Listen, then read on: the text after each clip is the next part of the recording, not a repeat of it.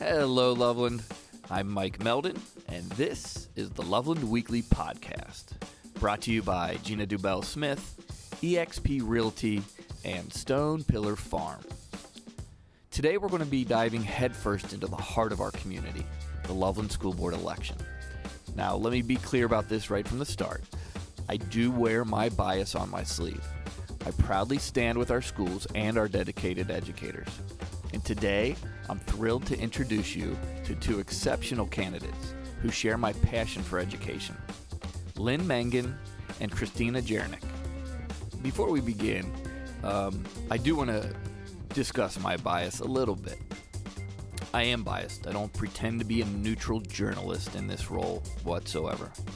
My support for our schools and our teachers is unwavering, and I make no apologies for that. However, that does not mean that I'm not fair.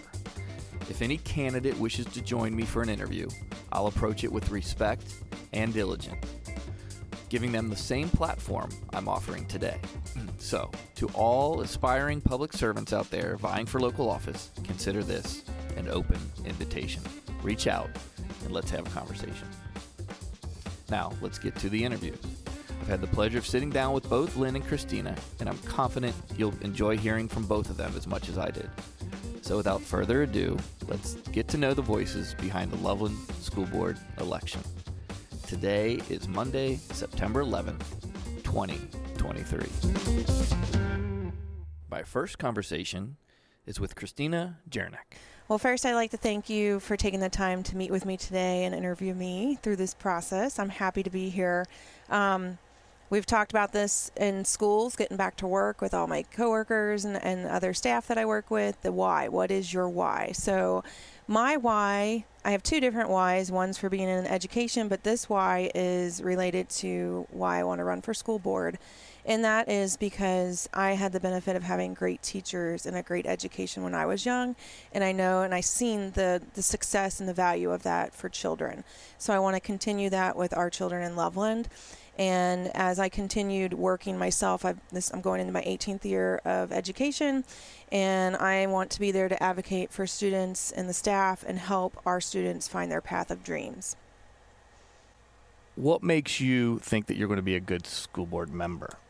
Okay. So I've been thinking about running for several years. My first dab into campaigning was with another candidate in the past, so I got to understand the process of running a campaign, volunteering for a campaign, helping through times of levies and such. But I'm a very passionate person for kids. I have worked with kids ever since high school, like when I started babysitting students and helping them read and tutoring them as a club that we had started in high school. So I know that my passion is there for advocating student development and empowerment. I want to be a school board member because I understand our community, our children, and our staff needs. And as we continue to grow as a city, our school district will do the same.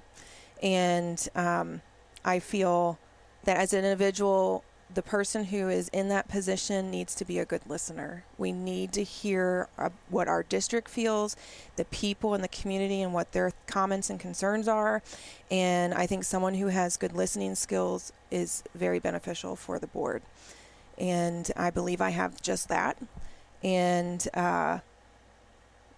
people need to be appreciated and heard. I love that. So advocating for our students and teachers, but also listening and addressing our public needs is very important. Do you think being in a school gives you a different perspective, and do you think that's going to help you out in a position? I do. The thing about me is I've worked with the county through corrections facilities in the education field with that. So I have an outside view, but I also, still with education, I've been in public schools. So I do feel that I have the knowledge and kind of the behind the scenes fact of how schools are run and how things work and what we can do to benefit our students. Yeah, as a teacher myself, I always feel like sometimes when I watch school board meetings, I'm that guy that does that online. I feel like sometimes with certain board members, and I'm not talking about Loveland in particular, that there is a disconnect, that they don't understand exactly what's going on in the classroom or what's going on in the school, or just know the energy of the school district. And I think that you being a part of that can probably can teach the other members of the board also kind of what's going on. Do you see that communication happening? I do. I see that through different programs that I'm a part of, advisory boards that I've begun working with for other schools and different programs. I feel having the knowledge and the background and experience that I've had has opened up eyes to different opportunities and ways that we can manage today's schools with the world that we have. It's very different. It is very different, and these kids are our future, and we need to be able to provide them with the ever-changing steps to guide them to their future. Perfect. So, speaking to the Loveland voters, what do you want them to know? I want them to know that I'm a caring individual who wants what's best for our community and our district, that I love our children, and everybody is loved around here, and we all just have to work together, and I'm going to be that person that can bring us back to the family that we need to be and work with one another to build and grow our children to be even stronger. I love that you said the family that we need to be, because there is a lot of divide. Mm-hmm. And I think that's an important aspect to say, that you want to come in and kind of work together and build that divide. Absolutely. As we were turning the mics off, Christina started to talk about her vision, and I wanted to make sure that this was added also.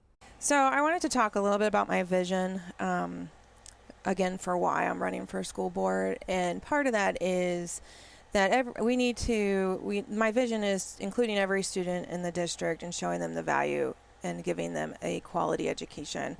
That I have a deep understanding of children of various needs, cultural differences, backgrounds, and ages through the experience that I've done. And with my 17 years of working, I've been in the educational field in positions of teaching, administrative roles, and school counseling. That's where I currently hold a position at Winton Woods High School. So I feel my responsibilities as a school counselor and seeing the ever changes that have happened in my career path, and the importance and value of instilling that in students, that education is important and they need to find their why and what their interests are to become the humans that they are growing to be. I feel that board members need to have a perspective beyond their family and community to understand how they can govern their school district. So I strongly believe that my career, my commitment in volunteering roles within the city of Loveland, Girl Scouts, and many sport activities my kids are a part of, has helped me understand and know the residents of Loveland and see what Loveland's about, and just want to give back my time and help everyone here. And now we hear from Lynn Mangan. Why do you want to run for this position? Well, thanks for having me. I really appreciate being here with you today. And the reason I'm running is I believe wholeheartedly that there's no more important investment that we can make in our community than the investment in our children. And in public education, it is critical to protect the quality access of education for all children in our community. There's simply nothing more important than that. And lately, that has become at risk, and we do provide very high quality education for our students at Loveland, but we can't rest on that. Right. And so you'll hear me talk about three things. First is the quality education. Second is fiscal responsibility. And the third is connected community. And they all overlap and go together. But when I talk about quality education, I'm talking about creating students that are intellectually curious, that are self-aware, that develop the skills, not only academic skills, but skills to work well as a team member, skills to work well as a leader, skills so that they can recognize and receive feedback as well as give feedback. So it's about rigorous academics, and it's also about not just the academics and innovation in academics, but it's about the arts and athletics, because those are what all build our community members and build our children into thriving adults that are giving back into their community. So My first reason is that I just am passionate about protecting quality education and continuing to grow in Loveland. I'm a firm believer, anybody that's worked with me hears me say, I think tomorrow can always be better than today. Right. So I have that competitive side to me, that optimism that I want to see, and I want to build that within our community. I think we have it, and I want to protect it and grow it. The second is fiscal responsibility. We all know the challenges that we've had in our community, passing operating levies. But in my private life, have always worked in the private sector. And in the private sector, I've been in private equity the last 6 years. There's high demand on return on investment. I've worked in family businesses, public businesses, private equity. There's always an expectation that we're taking care of our employees, we're taking care of our shareholders, and we're taking care of our customers. That same expectation exists in our community. So that expectation in the private world does translate into the public world and our public schools, and we need to continue to show a great return on investment for our community members, whether there's children they have children in our schools or not. Right. We have to show that return on investment, and we have to show how we're investing, not just for today, but how we're investing for the future of our students. Because we've along the way, I think some people just lost that trust. They did. And so we can't take that, we can't take that trust for granted. We have to continue to show it. We have to continue to explain why we're making the investments we're making in our students' education, and how it looks different today than it looked yesterday. Right. And being very upfront about that, and showing how those investments are paying off for the students and for our staff in the and the community overall. And then the third pillar you'll hear me talk about is connected community. This is kind of built into the fabric of who Loveland is. Yeah. Whether our students are volunteering for local nonprofits like Life or Nest, or they're going more national, or they're going more global. I'm a very firm believer that we create students that are just great citizens when they know how to give back, and there's really nothing better than that. So we have tremendous staff that creates that, partnerships with local businesses that create that, and I want to continue to nurture that connected community. Yeah, a lot of good examples around here. Huh? Yeah, there really is, and we want to just keep them growing. Awesome. All right. Okay, here we go. I'm going to go with question 2. Why do you believe that you would make a good addition to the school board? Yeah, I think that's a great question. So my husband and our family, we've lived in Loveland for 27 years. We have four children. 3 have graduated from Loveland, and our youngest is currently a senior.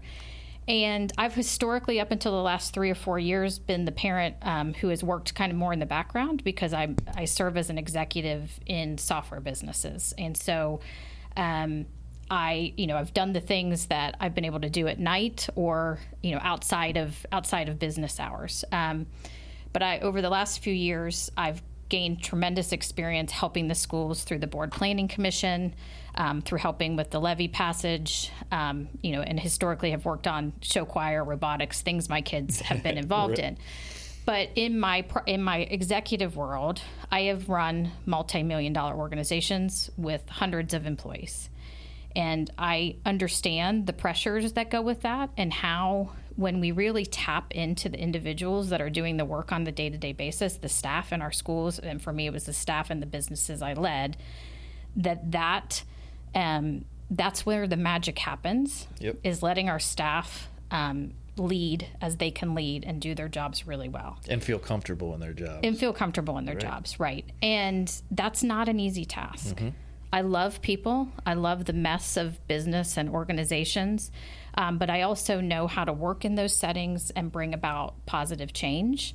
And the role of the board is a role of guidance. So I'm not in there day to day. It's more it's a guidance role. It's not you're not doing the work for the district. But I think my volunteer work, where I've helped bring about positive change, as well as my executive work and the understanding of what it takes to continue to have innovative organizations. The tech space is super innovative. So is the education space. It needs to be innovative for our kids to be competitive as in whatever path they take post-graduation. Awesome. Okay. Any remarks, anything you'd like to just say to the voters? Yeah, I mean, I just simply would love to ask for your support. November 7th is the election. It's my birthday. So it'd be, so it's easy to remember. And it's the first year that my youngest will be registered to vote. So he'll be voting in this election. And I think it's never something that we should take for granted that our voice can be heard through voting. And just a reminder that I'm committed to the children of our community. I'm committed to connecting our community, continuing to connect our community into our schools, and continuing to be good stewards of the financial dollars and the investments that our community makes back into our schools. So I would just, remind everybody, please keep the focus on the kids of our community and that there's no more important investment. And I would love to have people's support on November 7th.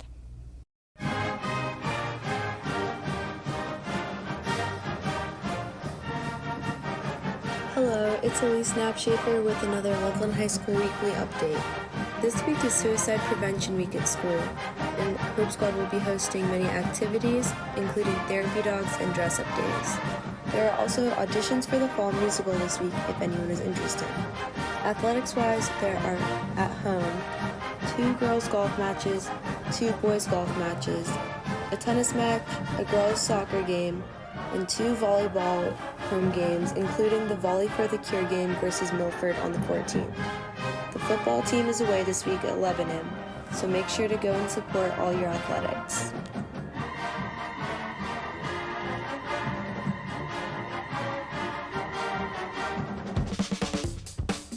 In Loveland City news, a quick reminder that the bike trail will be closing just north of town starting October 2nd. Looking ahead in Loveland, Movie in the Park, Encanto, Saturday, September 16th from 6:30 to 10 p.m. at Phillips Park. Join us for this pre-show fun starting at 6:30 where you can meet and greet and have a photo opportunity with the characters from the movie. There's also a door prize drawing where everyone can enter to win tickets to the Cincinnati Zoo. Oh, and come hungry because there's ice cream and sweet treats will be available for purchase and there's free popcorn. The movie will begin at approximately 8 p.m. See you there. Loveland Athletic Boosters will have their annual homecoming parade on Thursday, September 21st at 6:30 p.m. Come cheer on your Loveland Tiger student athletes as they march to Loveland High School. Floats and cars line up the streets with treats for everyone watching.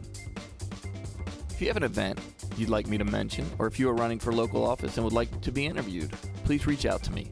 My email is mike@lovelandpod.com. We have something truly special here in Loveland. Thank you for listening, and enjoy your day. This episode was produced and engineered by On Brand Studios and recorded at Grailville, a magical place here locally like no other. Please note that the opinions expressed in this podcast do not necessarily represent the views of our sponsors or organization.